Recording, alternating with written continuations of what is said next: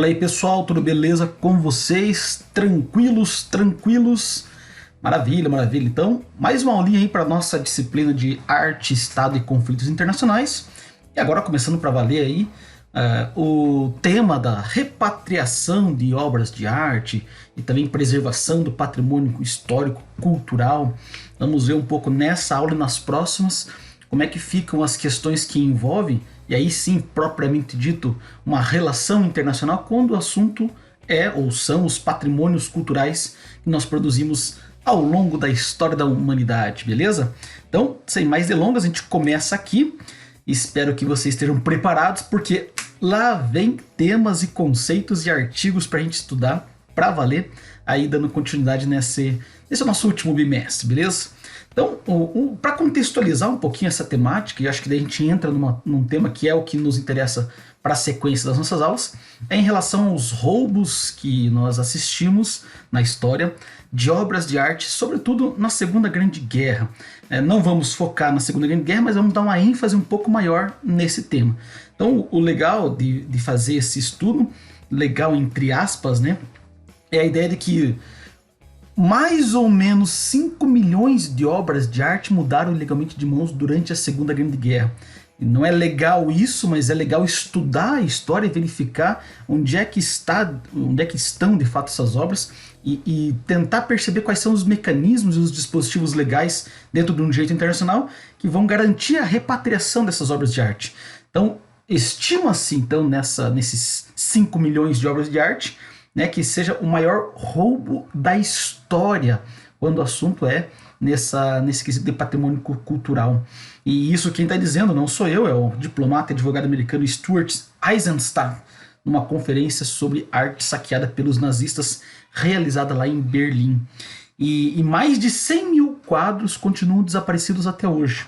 E quando herdeiros reivindicam de museus a devolução de obras de artistas famosos, como o caso de Picasso ou do El Greco, né, eles se encontram mais uma vez diante de tribunais envolvidos em processos que se arrastam por décadas, justamente por falta de uma clareza, de uma transparência no tocante a uma legislação internacional que garanta isso.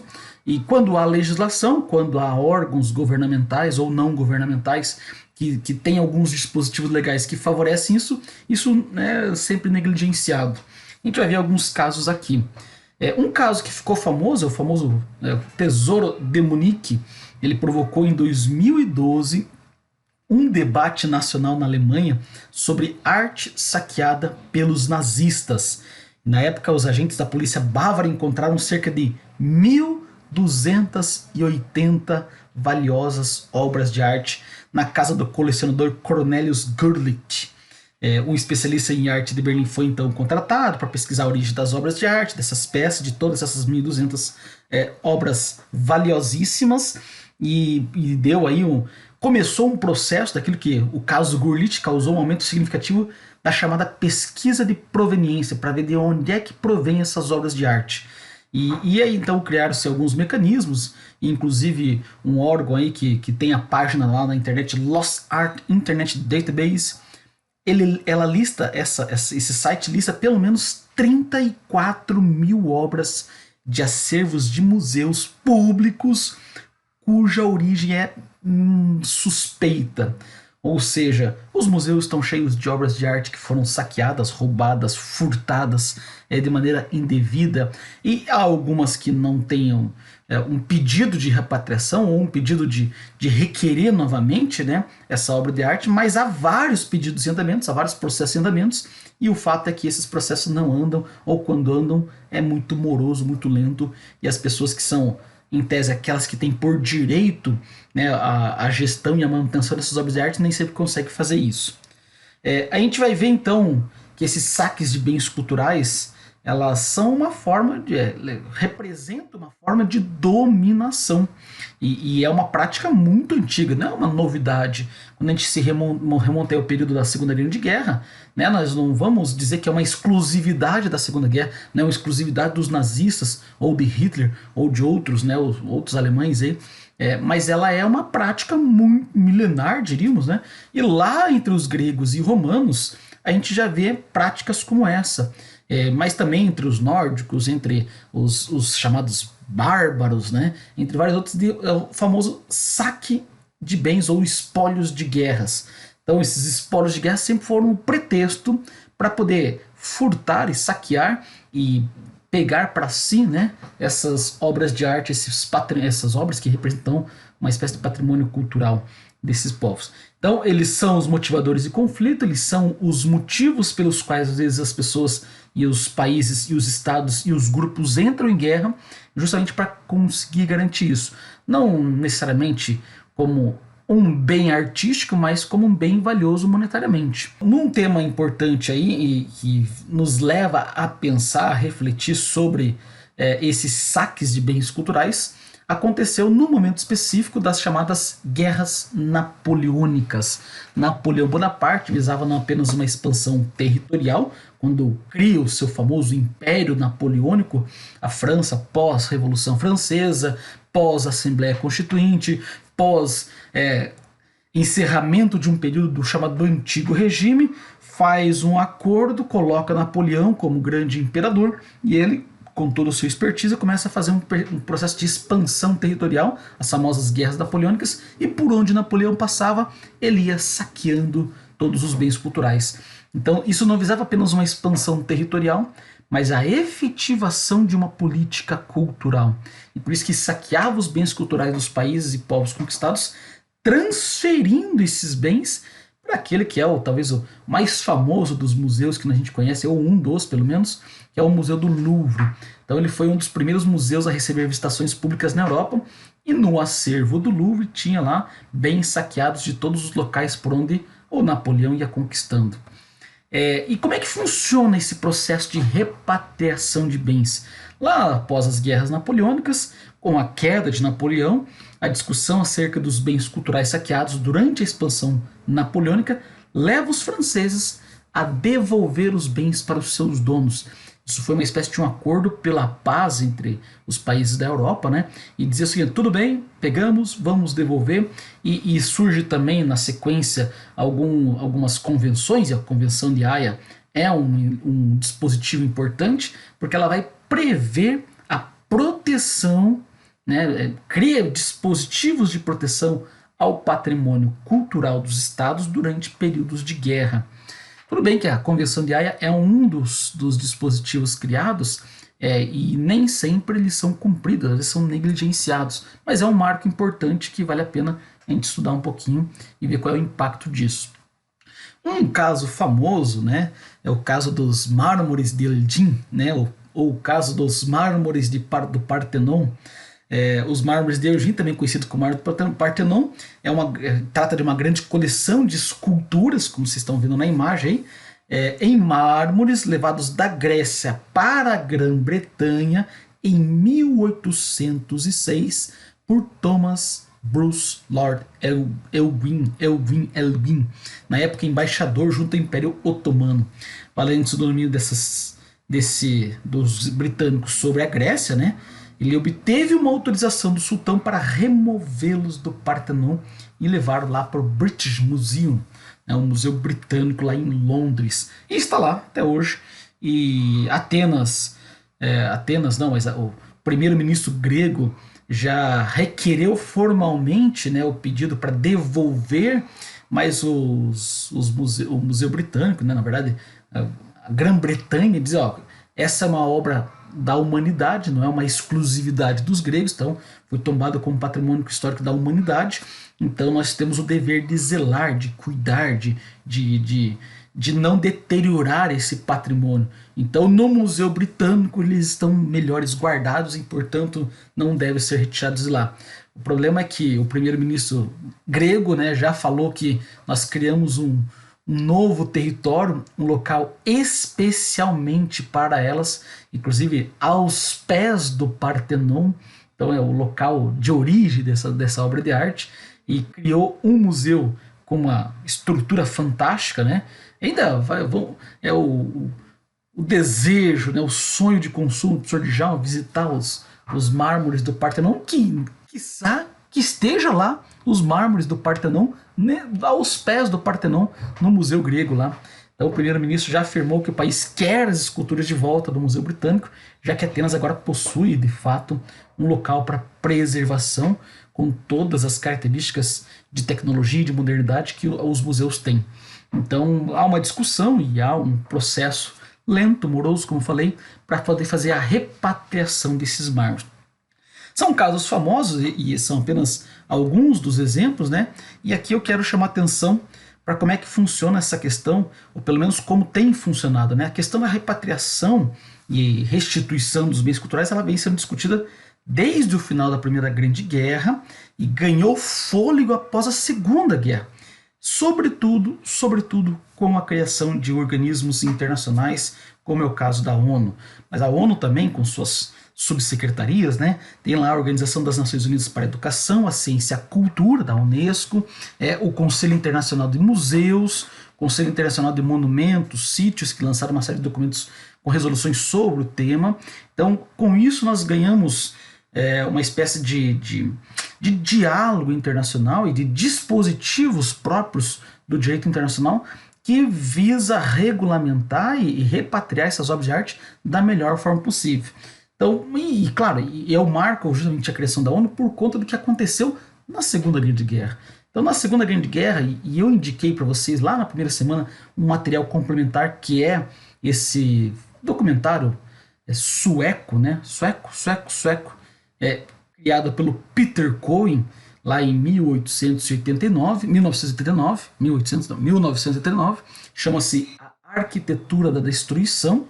E nesse documentário, a trajetória e a linha de interpretação que o Peter Cohen traça é exatamente isso, que é tentar mostrar como é que os ideais estéticos nazistas serviram de base para as violentas práticas de homogeneização da nação. Fazer uso de elementos estéticos, fazer uso de obras de arte como um processo de massificação de ideias ou de homogeneização da nação. E a apresentação do nazismo como uma ideologia estética, ela é, sobretudo, o que revela o lado pouco discutido do regime totalitário nazista.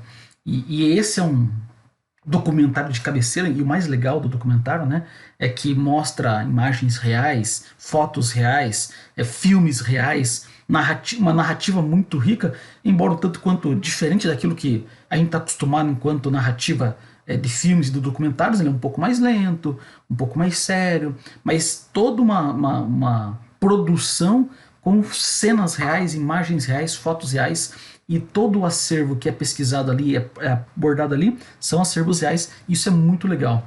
Então, segundo Peter Cohen, né, o diretor do documentário, Adolf Hitler era um entusiasta das artes. Ele tinha uma verdadeira obsessão pela estética greco-romana, dos ideais greco-romano, e que vão ser resgatados no Renascimento, mas sobretudo o ideal de perfeição talhado sobre os corpos, que é o ideal militar de beleza.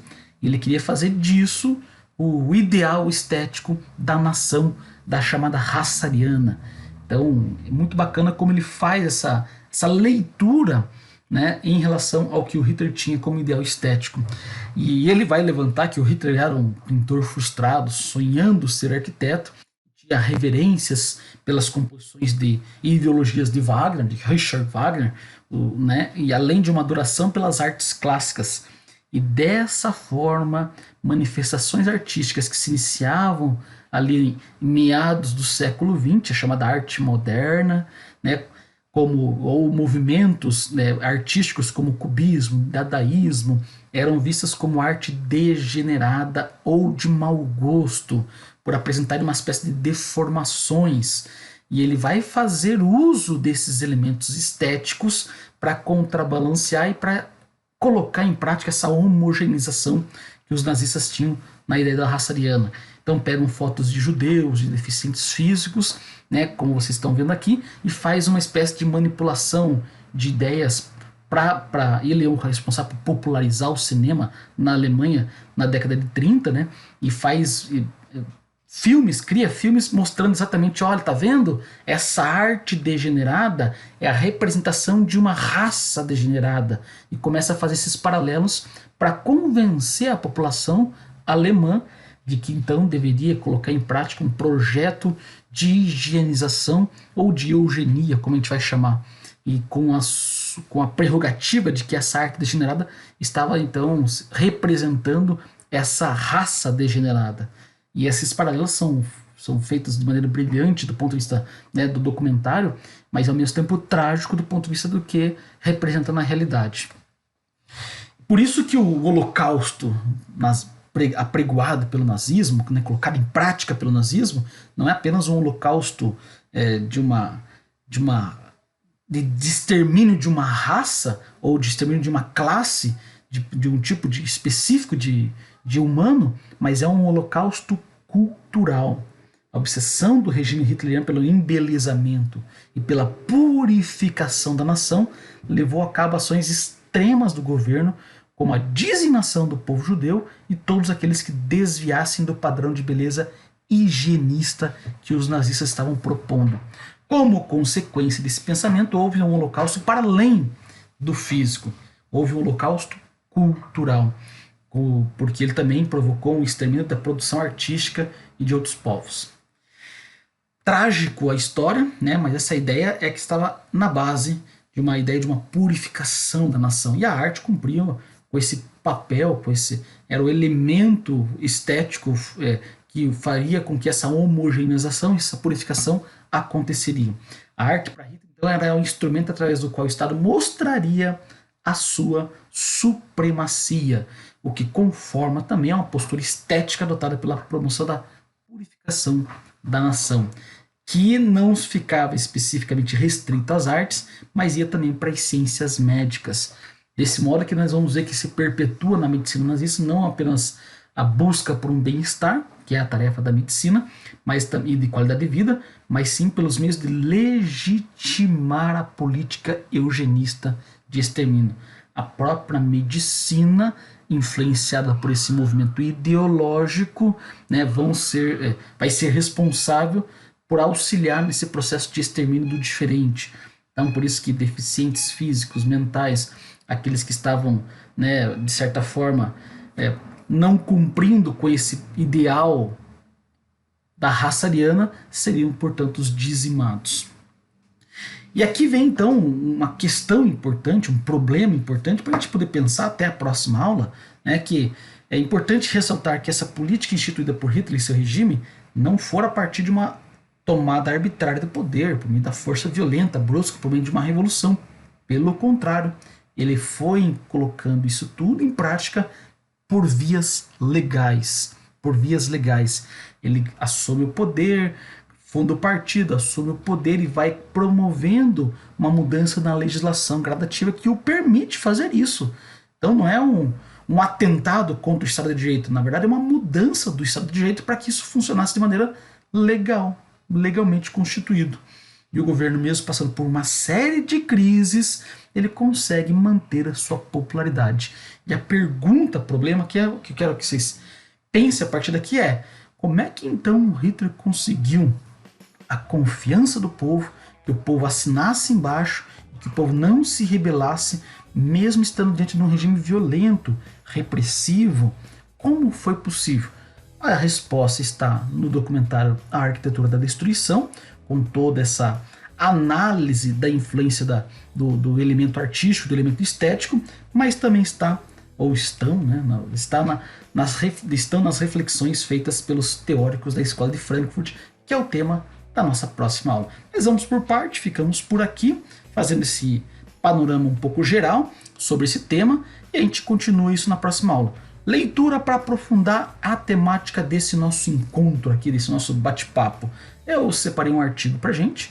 O nome do artigo é esse: Pensar o Patrimônio Cultural por meio da repatriação e restituição de bens culturais, da Karine Lima da Costa, publicado lá pela revista Patrimônio e Memória da Unesp de São Paulo. E é um artigo legal, gostoso de ler, uma leitura que flui bem, e acho que vai ser uma leitura para enriquecer o nosso bate-papo aqui nas nossas aulas, beleza? Então, para aprofundar a leitura, texto base está aí, a aulinha ficamos por aqui, e no nosso próximo encontro a gente retoma essas ideias, tentando responder essa pergunta de um jeito um pouco mais preciso, acadêmico e didático nas próximas sessões, serão os próximos capítulos, beleza? Abraços, valeu e até a próxima!